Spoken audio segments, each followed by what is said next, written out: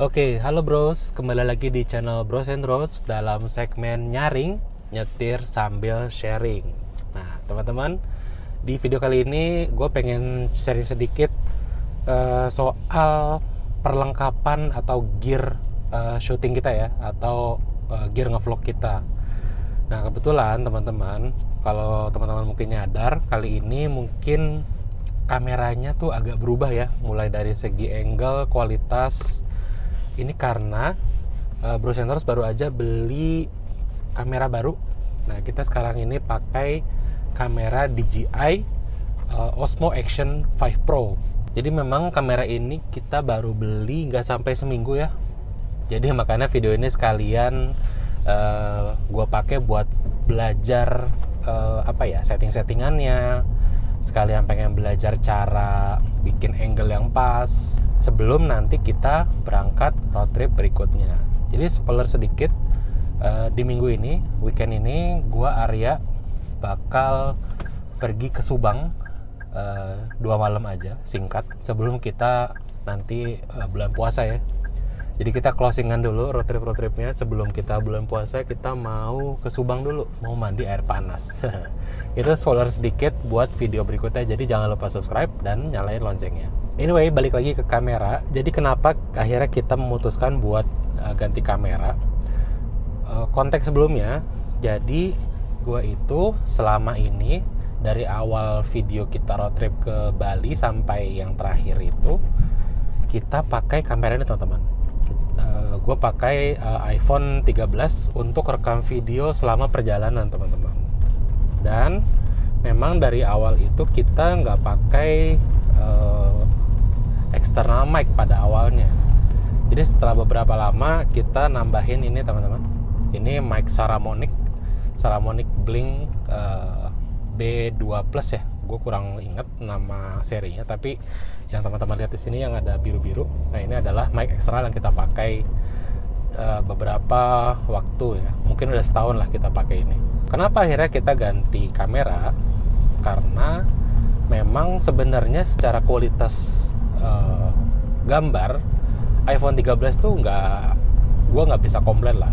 Even teman-teman mungkin suka ada yang bilang kameranya pakai apa ya bagus gitu ya. Nah, gue juga setuju gitu, kameranya juga nggak ada masalah sebenarnya. Tapi yang jadi masalah adalah ketika gue pakai kamera itu untuk gue rekam sehari-hari, apalagi untuk keperluan road trip, itu tuh pertama dia makan space yang banyak. Terus yang kedua, HP gue jadi cepet habis baterainya ketika gue perjalanan. Itu yang akhirnya agak repot gitu, karena gue pakai HP itu juga untuk komunikasi sehari-hari kan, karena gue cuma punya HP satu. Jadi agak repot gitu. Sementara gue harus sedia baterainya untuk komunikasi dan juga untuk keperluan ngerekam video. Makanya gue mutusin untuk akhirnya kayaknya kita memang udah saatnya upgrade nih gearnya nih. Dan setelah menimbang-nimbang, gue tuh sebenarnya ada 2 pilihan teman-teman. Gue ada pilihan pertama DJI Osmo Action 5 Pro ini, dan yang Osmo Pocket 3 yang bentuknya tuh lebih lucu ya, dia kayak gimbal kecil. Dan itu sebenarnya secara kualitas gambar lebih bagus teman-teman. Cuman kenapa gue akhirnya milih ini, karena gue rasa sih bentuk action cam ini kan cukup ringkas ya, dan ini juga universal banget. Jadi gue tuh nggak susah gitu kalau mau cari aksesoris action cam. Contohnya sekarang ini gue pasang di arm ya, dan ini mudahin gue banget karena gue udah punya sebelumnya. Jadi gue tinggal pasang aja klipnya langsung di armnya. Jadinya gue nggak perlu bikin, atau gue nggak perlu nambah-nambah aksesoris baru lagi. Gue udah punya sebelumnya gitu. Dan pula nanti ketika gue pakai tripod ini juga udah 3 pasang pakai quick release-nya. Itu udah enak banget. Itu satu. Kedua, mungkin gue juga banyak lihat isu-isu yang ada di DJI Pocket 3 itu, karena yang gue lihat-lihat sih udah banyak yang ngalamin layarnya tuh rusak gitu ya. Nah, gue takut kejadian kayak gitu. Walaupun sebenarnya namanya juga barang mekanikal ya, ketika ada engsel mekanikal itu memang cepet aus sih, jadi memang ada risikonya. Dan DJI Action 5 Pro ini kayaknya lebih proper lah. Action cam ini memang lebih didesain untuk keperluan yang lebih ekstrim ya, karena dia biasa dipakai untuk extreme sport, untuk motovlog. Gua rasa sih build quality juga jauh lebih oke lah, lebih tahan banting. Dan yang ketiga, kenapa gue pilih ini, karena baterainya masih removable, jadi gue bisa ganti-ganti baterai kalau memang gue butuh perekaman yang lebih lama. Sementara di DJI Pocket 3 itu dia baterainya non removable ya, artinya kalau memang udah rusak ya harus diganti ke service center, atau mungkin bahkan nggak bisa diganti, gue kurang tahu. Jadi untuk long term gue lebih milih kepraktisan action cam dari segi bentuknya, build quality-nya, ketahanan baterainya juga, terus longevity-nya, dan itu semua lebih lebih utama ketimbang gue memaksakan kualitas gambar yang sedikit lebih bagus. Gue nggak bisa bilang DJI Pocket 3 itu lebih bagus banget ya kalau gue lihat dari review-reviewnya, hanya sedikit bedanya karena sama-sama dari DJI anyway gitu. Nah gitu sih teman-teman, ini gue malah bahas teknikal kamera ya. Gue kalau udah ngomongin kamera tuh bawaannya semangat aja gitu, pengen ngomongin sisi teknis gitu. Tapi intinya adalah gear-gear yang kita beli untuk keperluan ProSensorous ini serta merta datangnya juga dari teman-teman semua yang udah ngedukung channel ini dari awal ya.